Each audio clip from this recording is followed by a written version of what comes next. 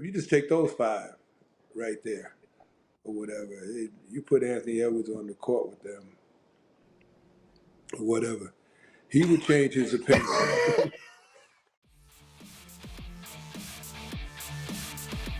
All right, welcome back to the channel, everyone. Hope you all are having a good day so far.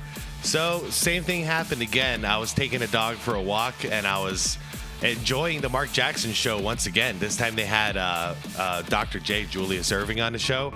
So, of course, I was going to listen in. So, I made it to about 53 minutes into the pod, and we're at the end.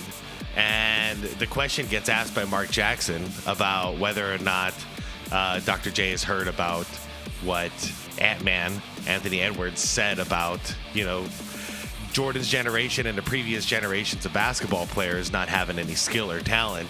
And I just paused it right there again because I was like, okay, I know this is something we all want to know about. We want to hear what the greats have to say about this. I know I do. And so I just saved it. So without further ado, let's check this out. I'm going to link the original podcast down below in the description. If you want to watch the Mark Jackson show without me, go right ahead. And everybody else, let's get right into this. Now, I don't know if you heard recently, we got a couple more questions. We certainly appreciate you being generous with your time. But I don't know if Anthony Edwards for the Minnesota Timberwolves talked about the talent gap between the guys in the 90s and the guys back in the day. Your thoughts on not just 90s, but 80s, 70s. There was some great players historically that we can't disrespect. Oh, man, come on. Bill Russell. By the way, context, Mark Jackson, this is Dr. J, of course, right in the middle, and this is Mark Jackson's son, so we got like old school, new school as far as support, and then older school right here. So I think this is a cool mix. Oscar Robertson, Elgin Baylor, who was my favorite, my personal favorite was Elgin Baylor, and Jerry West.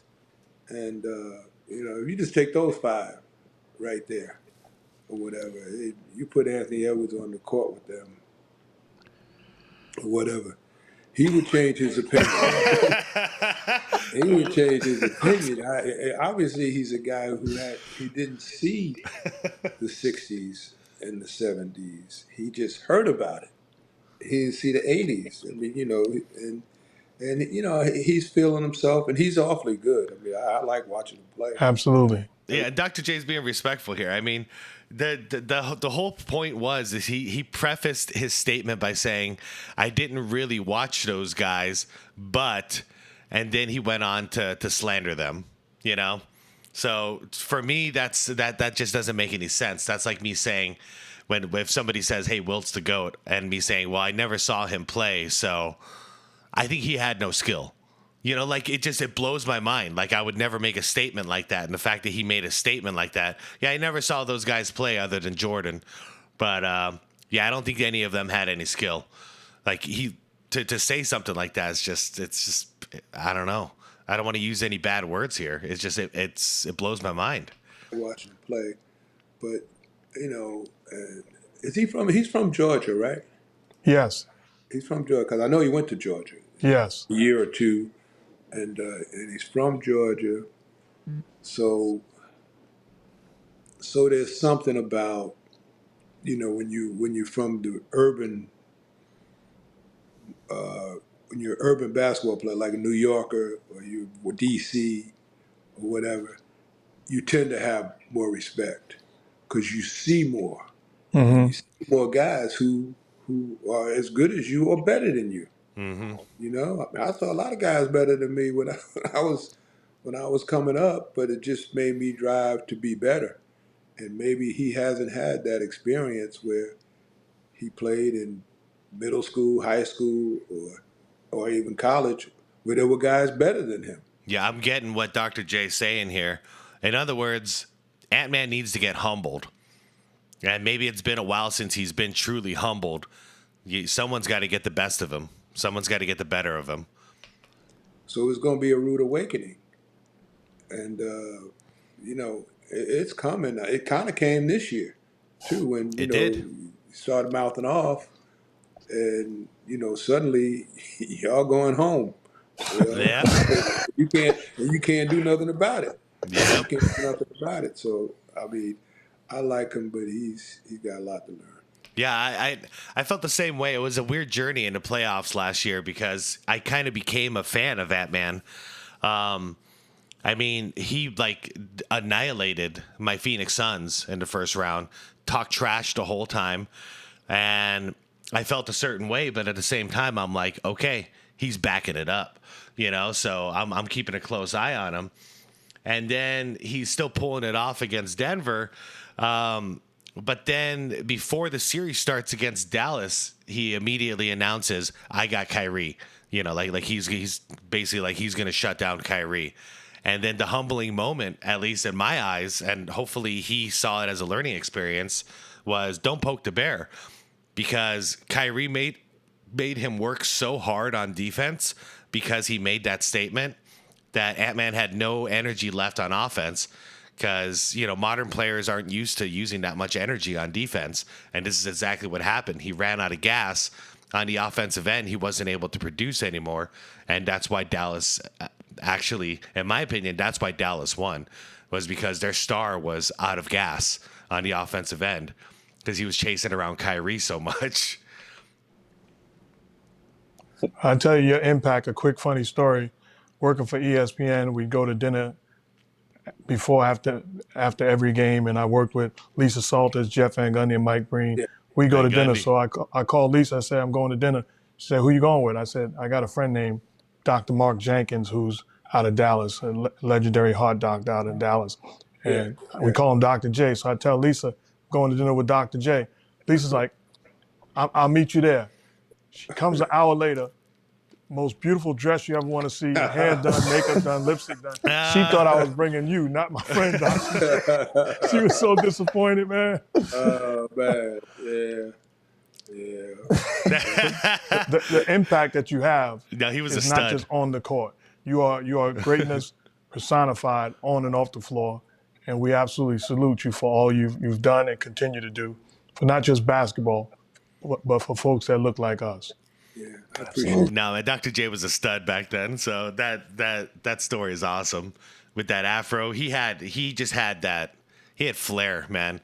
Yeah, I appreciate it. What would they say nowadays? Riz or whatever? Let me know in the comments. I think I think that's what you young kids are saying these days. Dr. J had Riz. That just seeing you and your son, right there on the screen or whatever. I'm so proud of y'all, and I'm so happy that y'all are able to organize this and do it at the level that you're doing it, and it seems like it's just natural to you. But So I know it thank you. takes a whole lot of work, a whole lot of preparation, and you made it happen. It's not something that was just given to you. Well, speaking of preparation and work, last thing for me, you averaged 26 and 20 at UMass, and I believe you're wearing canvas sneakers. Hell yeah. I love my canvas. What you talking about, Willis? What you We were talking about, playing on Willis? wooden floors, so canvas and wood go together. Now that canvas, when you hit it on the asphalt, it's that asphalt starts eating up the canvas. Right. You need some leather then, and you need some other type of rubber. But Oh man. yeah, that 28-20, and in the 2 years I had 20 something and 20. Yeah, so it was. It's crazy. When you play with guys who shoot crooked, you get a lot of rebounds.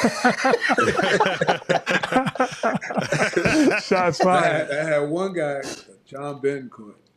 He was a good shooter. Mike Pagliara and John Bencourt. They were the backcourt, and they took the shots, and I got the rebounds. And so it was interesting because they were both pretty good. They both Jersey guys, and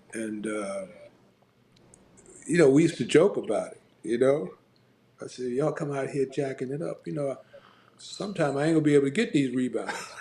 Then we lost the game to Springfield College because they were putting it up, and I wasn't getting the rebounds. And the score was like 61-60, and it was the first time the school had ever lost to Springfield College. so No. I was like, it's their fault. Right there. Wow. Yeah, they're Finger throwing right on up those bricks. guys. They're bricklayers. Well, Doc, we certainly thank you and salute you for all you've done. Continued blessings, and thank you for taking the time out to join us on the Mark Awesome. Jackson Show. Salute to you and all you continue to do, my friend. Yeah, I hope Thank you, we see Doc. you sooner than later, both of y'all. Thanks again to the great. Yeah, that's awesome. That's awesome. I like how calm he is about it all. He's like, yeah, if he played against those guys, you know, he changed his tone. Oh man, you know, I at first Mark Jackson's son, I was starting to get like triggered by him, but the more I'm watching the show, the more I like this dynamic because you have the old school voice that represents someone like me, and then you have the you know, you have his son that is representing the younger crowd and the stuff that they're saying. And I think it's a cool dynamic going on because nothing is hidden here. And, you know, the kid is doing it in good spirits. So if he brings up like, hey, can Jordan go left?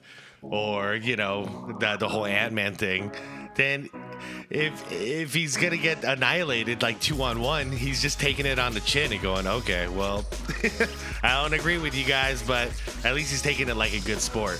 So I think it's a cool dynamic because we don't usually see this. We see normally, you know, a channel or a podcast is just catered to one group or another. So I am a fan of the Mark Jackson Show, and I'm glad I found this a couple of weeks ago the way I did. But anyways, let me know what you guys thought about Dr. J and what he said here. It's about what I thought Dr. J would say, except for he was a lot more civilized and polite with his tongue than I probably would have been. But yeah, I agree with him. He all he did was think for a second, listed a handful of players that would give Anthony Edwards the business, and he just left it at that, you know. And I like that he mentioned that, you know, he's talking a whole bunch of trash, but guess what happened last year? You weren't the last man standing. So all that trash that you talked, that's kind of embarrassing at that point. You know, you didn't finish the job. So you might want to like hush up a little bit, get the job done, and then you can talk trash on the top of the mountain and then defend your title. But until you really get it done, you shouldn't be talking trash like you're God's gift to basketball. That's just my opinion. And that's the opinion of the old school. That's why I'm glad Dr. J said that, because we used to have to earn our respect.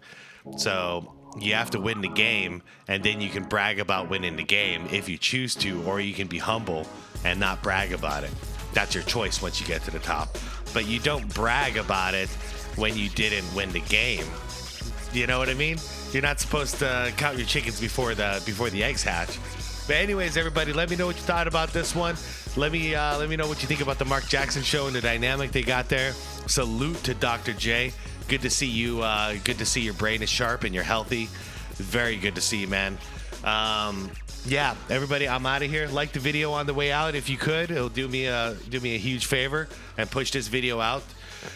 Subscribe to the channel if you want more content like this, and I will see you later for the next one. Thanks for watching, everybody, and peace out.